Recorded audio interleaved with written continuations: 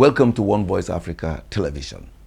A significant milestone in global health collaboration has just been marked in Abuja, as the ECHAlliance formally launched its 87th health ecosystem on the 17th of July 2025, hosted at the prestigious Abuja Intercontinental Hotel. The launch brought together health leaders, innovators, and policymakers under the theme, Connecting the Dots, Unlocking Innovative Funding for Cancer Care and Improving Patients' Outcomes. The gathering featured panel discussions, pitching sessions, speaker presentation, and dynamic conversations focused on increased access to cancer funding and improving treatment outcomes through innovations. In attendance were key stakeholders across health technology and policy, including representatives from the Nigerian Cancer Society, the Nigerian Nuclear Energy Regulatory Commission, global health experts, entrepreneurs, and even cancer survivors. Speaking to journalists at the event, Dr. Hannatu Ayuba, a fellow of the West African College of Surgeons in Radiation and clinical oncologist at the National Hospital, highlighted the significance of the launch. She said, "The launch is not just symbolic, it is strategic. It brings together policy, science, technology, and funding in one room to catalyze sustainable solutions for cancer care across Nigeria." The essence of this launch is we are creating an ecosystem of policymakers, cancer patients and survivors, eminent health experts, scientists, researchers, banks, insurance companies. We are growing an ecosystem for the Nigerian version of the ECHAlliance. The ECHAlliance has about 86 ecosystems, so ours is the 87th. And with this, we hope to drive collaborations, progressive developments for the different sectors. Different thematic areas that the ECHAlliance covers. The ECHAlliance has many areas. There's skills for health, mental health, maternal health, innovation, cancer, artificial intelligence, and telemedicine. There are so many areas that we can get collaborations that will drive developments and advancements in our sector. So for today's meeting, this theme is innovation and cancer care. So we have different panel sessions, all discussing about innovation and cancer care, what has been done and how has it improved the present milieu. And we're also looking at what are the future areas that we are going to now harp on for more progress and more collaboration for our patients, our cancer survivors. We are also looking at how to unlock innovative funding for our cancer patients and survivors. We have the Cancer Health Fund, but we are looking for other areas, and that's why we are calling out to philanthropists. The event also offered powerful networking opportunities, forging new partnerships that may shape the future of healthcare delivery in Africa.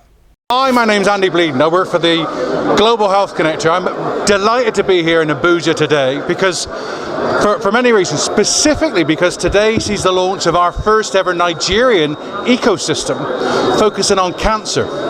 That's vital because what we're able to do is match need and solution, bringing the best in show from across Nigeria and outside of Nigeria here today, taking place during the Africa Health Symposium. Why do we choose to do that? Because we see the excitement and the passion and the strength here in Nigeria. Today, earlier, we heard from three very, very moving people who told their powerful stories about living with cancer and, more importantly, surviving it, beating cancer. And that's the message today for across Nigeria. Cancer can be beaten. We need to improve on data. We need to improve on healthcare coverage. Yes, but cancer's there to be beaten. And hopefully, by bringing the best of what we got across Nigeria, linking that with Africa, we can connect the dots globally. I'm also delighted then to be able to showcase what happens in Nigeria to other ecosystems across the globe, because we can showcase that on a global stage. Because as the Global Health Connector, My role is to be able to be that global engagement partner for Nigerians, whether it be on cancer or on women's health, to showcase what happens here and to highlight not just the need, but the opportunities that exist in such a young and vibrant country. So I look forward to meeting you at some of these events in the future, and we'll be in contact soon about the next Nigerian ecosystem. Thank you very much. At the 87th ecosystem globally, this launch signals a bold move by Nigeria toward collaborative, tech-driven and patient-centered health care. When we connect the dots, we don't just unlock funding, we unlock the future for cancer care. This is Ada Aiba reporting from Abuja. One Voice Africa studio. Remember to subscribe. And here we accentuate good leadership, promote Pan-Africanism, and lift up the spirit of the rising Africa. One Voice Africa. Telling real African stories. I am Dr. Ayuba Hannatu Usman, consultant, radiation and clinical oncologist.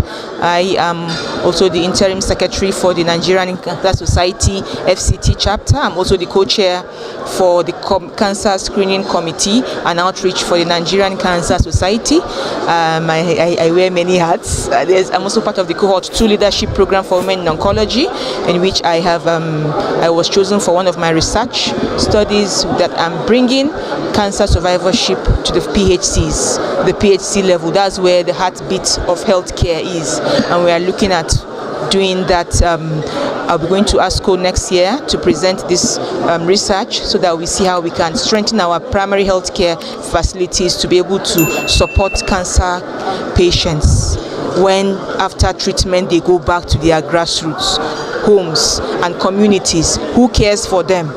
These healthcare workers there are not skilled enough, so we are looking at how we can also, close those disparities.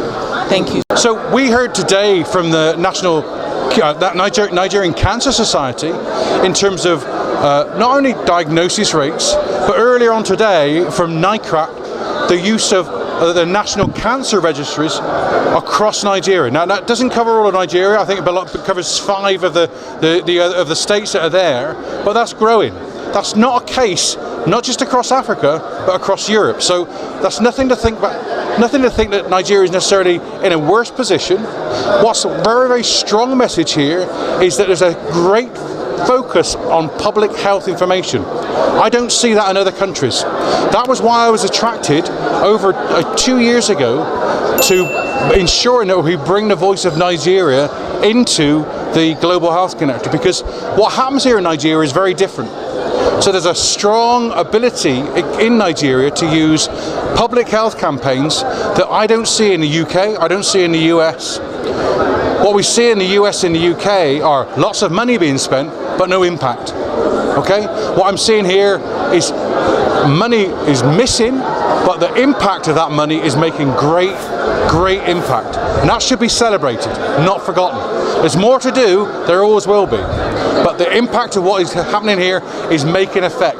Those public health campaigns that we've seen so far, and I've seen the evidence of this online, shared with colleagues here, is that those public health campaigns are affecting 2 things: knowledge and awareness of cancer screening, and then ability to be able to access cancer screening sooner, when people are at their earlier stages of cancer healthcare in Nigeria is progressing, though slowly, not as fast as we want it to be. Because when you talk of cancer care, 1, you must talk of prevention. You know, the normal balance is prevention is better than what? Cure.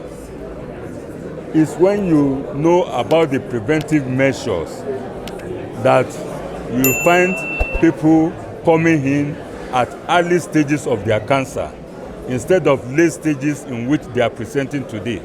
So when you talk of the commonest cancer like breast, cervix, prostate in men, what are the preventive measures to take?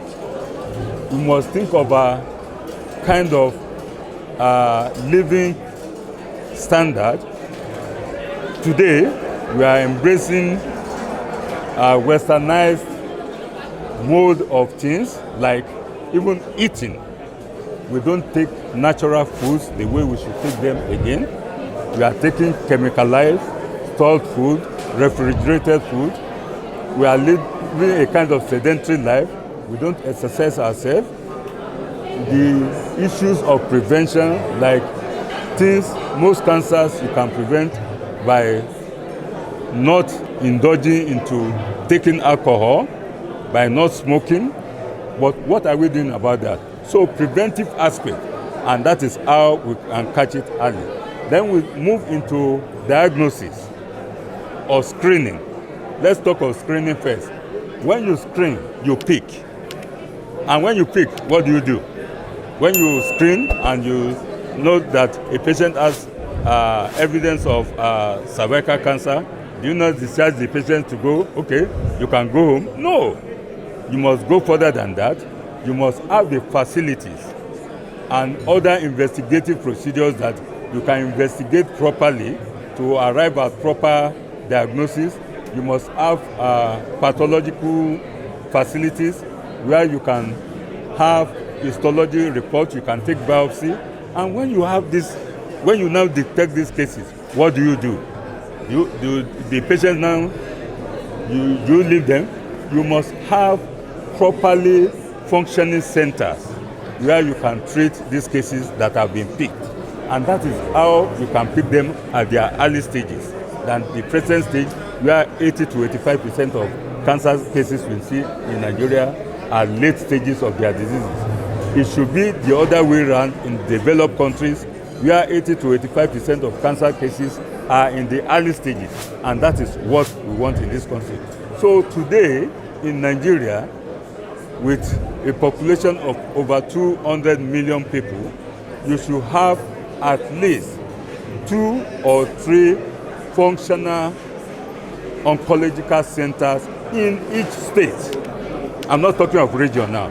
In each state, you must have at least 2 or 3, and I repeat again, functional today to oncology attend centers. this meeting, which is the 7th ECHAlliance meeting. It's a coalition of individuals and organizations who are here to support cancer care in Nigeria. My institution is started in Taraba State, which is in the northeastern part of Nigeria, surrounded by a lot of by Cameroons and then other states in the northeast. We are a bit in the periphery, so we do not have access to specialists, okay, that can grant us comprehensive care in cancer. So in order to bridge that gap, we decided to key into the program of the CCI, that is Critical Cancer Initiative, facilitated by Dr. Hanato, and then with Pocket PPMD, that is Pocket Patient MD, and our hospital. We decided to collaborate and partner so that we can use technology, okay, to take care of our patients remotely. Under normal circumstances, these patients reside in hard-to-reach areas. They are underserved, but they need cancer care. The specialists to take care of them are not available. However, through the use of technology, we're able to reach them, and also we're able to give them the opportunity to consult with specialists and other category of specialist staff that will give them comprehensive care. And also, we're also able to let them assess qualitative diagnostic support, treatment support from individuals and organizations. All this has contributed in making sure that a lot of people that would not have gotten access to cancer care before now have access. This is why I'm here to listen to what is going on in the cancer ecosystem, and also to seek for collaboration and partnership. One Voice Africa.